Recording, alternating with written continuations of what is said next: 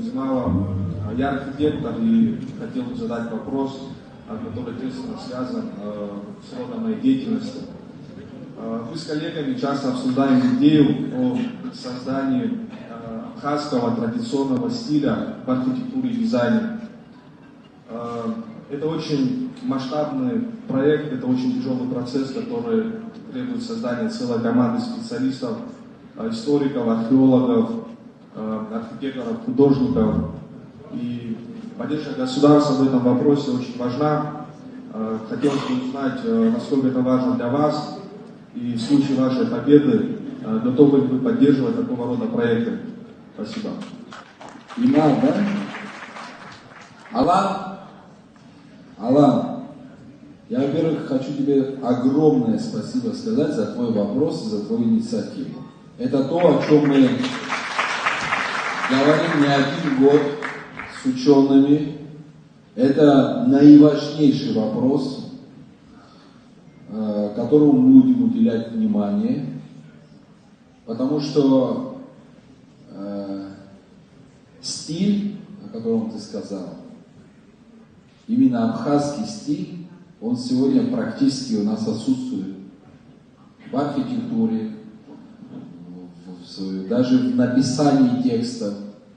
Вот я пример один приведу.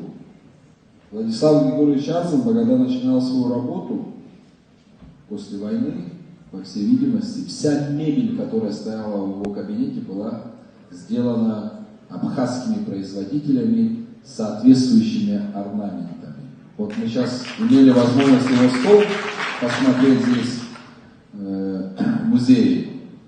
О чем это говорит? Я много где побывал, и в официальной делегации участвовал, в них встречался с разными руководителями. И в Сирии, кстати, бывал несколько раз.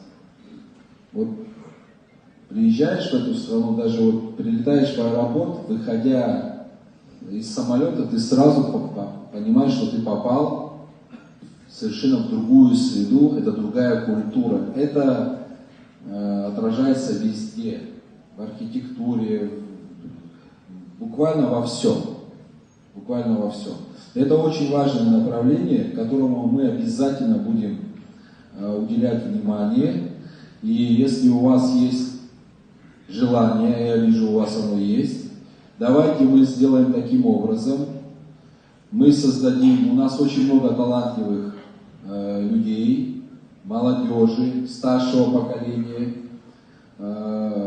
создадим рабочую группу, которая пошагово предложит нам все направления, в том числе и архитектурные, и надписи, все вместе мы должны все это переработать. Есть практика в других странах, мы возьмем ее тоже на вооружение.